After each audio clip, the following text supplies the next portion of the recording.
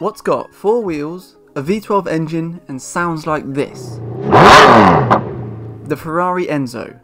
Here's a fairly brief history of it. First things first, the Ferrari Enzo is actually called the Enzo Ferrari, named after Ferrari's enigmatic and entrepreneurial founder, who started the company as essentially a racing division for Alfa Romeo, and then over the years turned it into one of the most iconic automotive brands in the world. It's safe to say the Enzo Ferrari had a great deal of expectations to No, I'm sorry, I'm calling it the Ferrari Enzo, we all do, and it's just going to be easier. So anyway, the Ferrari Enzo had a great deal of expectations to live up to, and not only because of its name, but also because it's fourth in the line of Ferrari's ferocious halo cars, following on from the legendary 288 GTO, the F40 and the F50 meant that the Enzo could be no less than a behemoth in design and technology. Development on the Enzo began in 1998, a decade after Enzo Ferrari's death, although there are sketches of the car's interior dated to April 1997, so evidently the project was in consideration for some time before that. During the Enzo's development, Ferrari made 3 test mules, named the M1, M2 and M3. The car bodies were derived from the Ferrari 348 but lengthened by around 250mm.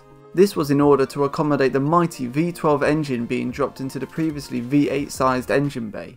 Development car M3 was actually auctioned off by Ferrari in 2005 for around €195,000, which is quite a rarity as Ferrari development mules are usually either destroyed during testing or kept by the factory for historical purposes.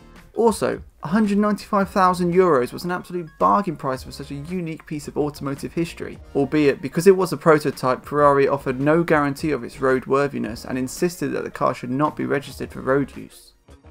The Enzo was a car inspired by Formula 1 and was unveiled to the world in 2002 during Ferrari's dominant reign over the sport led by this gentleman.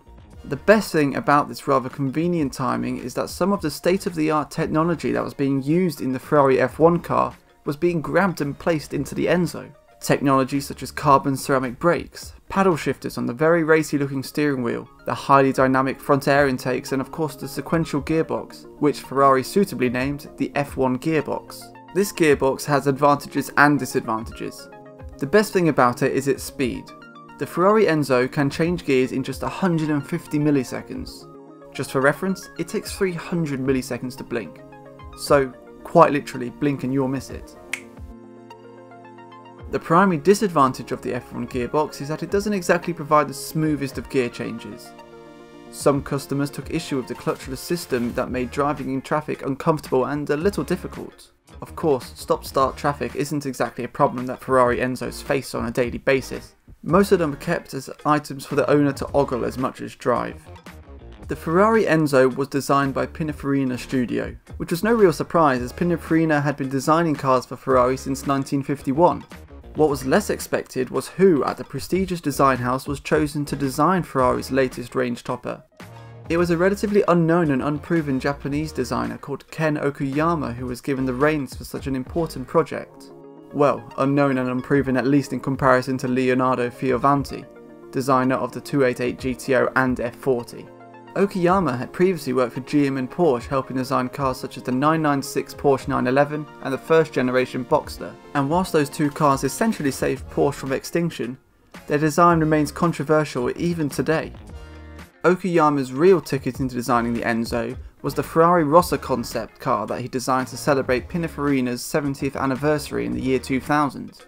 The car won the Concept Car of the Year award and, I imagine, more importantly to Mr. Okuyama, earned him the opportunity to design a car with near guaranteed legend status.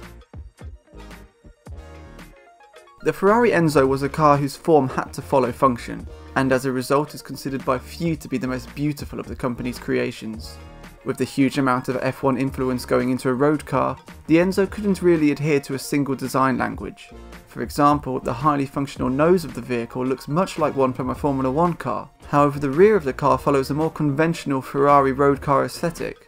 The result is a car that's aesthetics are unarguably dramatic, but does split opinion in regards to outright beauty.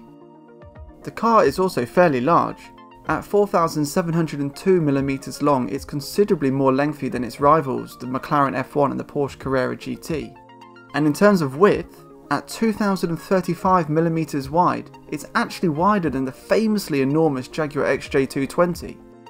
However, what the Ferrari Enzo may to some lack in terms of aesthetics, it more than makes up for with performance numbers. The first impressive figure on the car is its weight. Due to its carbon fibre and aluminium honeycomb sandwich chassis, plus its Spartan interior, the car has a very respectable curb weight of 1,460 kilograms. Another admirable performance figure of the car is just how much more it weighs at speed due to its cutting edge aerodynamics. The use of ground effect and active aero on the Enzo enable it to produce an immense 775 kilograms of downforce at 186 miles an hour. For some reference, the Pagani Zonda at the time was producing a maximum of 500 kilograms of downforce. What makes this figure even more impressive is that the car creates all of this downforce without using a fixed wing, as Ferrari didn't want to mess with the aesthetic. Of course, all the aerodynamic trickery in the world is useless without the power to reach those high speeds. Fortunately, the Enzo's mighty 6-litre V12 produces 660 horsepower at 7,800 RPM and 485 pound-feet of torque at 5,500 RPM. This was enough to propel the car to 60 miles an hour in just 3.2 seconds and 100 miles an hour in 6.3 seconds. The car's top speed is 217 miles an hour, although there are records that suggest the car has reached over 220 miles an hour. This top speed is particularly impressive given that, due to the car's immense downforce, it has a drag coefficient of 0.36. That's not good. In fact, that's the same as the Ferrari Testarossa, which went into production 18 years before the Enzo in 1984. So, how fast is it compared to some other legends? Well, let's say a Ferrari Enzo, a McLaren F1, a Jaguar XJ220, a Ferrari F40, a Bugatti Veyron, and a Porsche Carrera GT all lined up on a drag strip. Firstly, that would be a very expensive race. Today's values of all those cars combined is around £16.5 million. From 0 to 60 miles an hour, the Enzo sits very well with its competitors. Whilst a considerably more powerful Bugatti Veyron beats it to 60 miles an hour by half a second, the Enzo is the joint second quickest along with the McLaren F1. The Enzo beats the Jaguar XJ220 to 60 miles an hour by 0.4 of a second, and the Ferrari F40 and Porsche Carrera GT, which is often considered a rival car to the Enzo, by 0.6 of a second. The race from 0 to 100 miles an hour is a similar story. The Veyron reaches 100 miles an hour in a rapid 5.5 seconds, with the Enzo at 0.8 of a second behind it. Interestingly, once again the Enzo and McLaren F1 are quoted to have identical 0 to 100 times. 0.6 of a second behind them is the Porsche, and a second behind that are the rather turbo-laggy Jaguar XJ220 and Ferrari F40. Now top speeds. Here the Enzo moves into a clear-cut third place, behind the 253 miles an hour Bugatti and the 240 miles an hour McLaren. Not far behind the Enzo is the Jaguar at an impressive 213 miles an hour, and then the Porsche at 205 miles an hour, and bringing up the rear is the Ferrari F40 with a claimed 201 miles an hour. The Ferrari Enzo was unveiled to the world at the Paris Auto Show in October 2002 to a rapturous reception. A little known fact is that one of the very first people in the world to drive the car, before the media and the loyal customers, was the actress Demi Moore. She actually drove the same car that was unveiled at the Paris Motor Show, before the car was unveiled at the Paris Motor Show, as it was being featured in the 2003 film Charlie's Angels Full Throttle. To be honest, I'm not really sure if that was the best press for such a prestigious vehicle.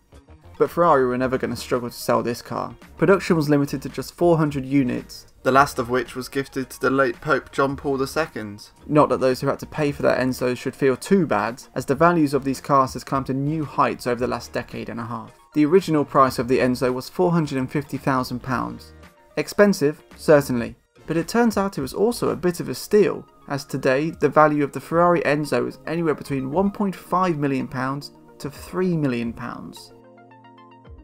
The Ferrari Enzo laid the foundations for other exceptional cars, namely the Ferrari FXX and the Maserati Mc12.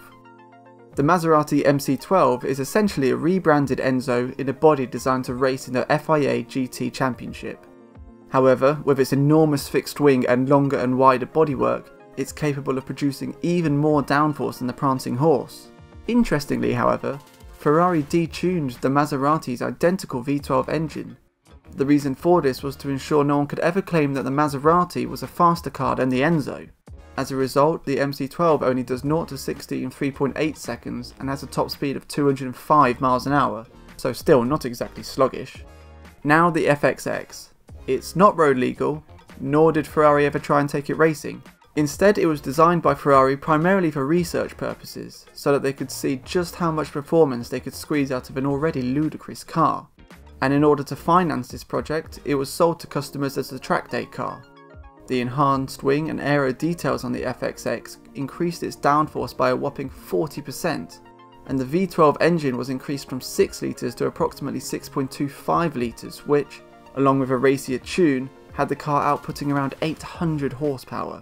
Ferrari didn't stop there. They continued to tinker with the FXX until 2009, and they produced an Evolution pack for it which enhanced aero efficiency, reduced gear shift time to 60 milliseconds, and increased the engine's output to a blistering 850 horsepower. How much did Ferrari want for a car like this, you ask? A cool 1.5 million euros. Ouch. However, the car did come with its own driving course, so that's something. Only 30 of these cars were made, and the last one to be produced was saved and given to Michael Schumacher as a retirement gift. But after winning Ferrari all those F1 championships, it really was the least they could do.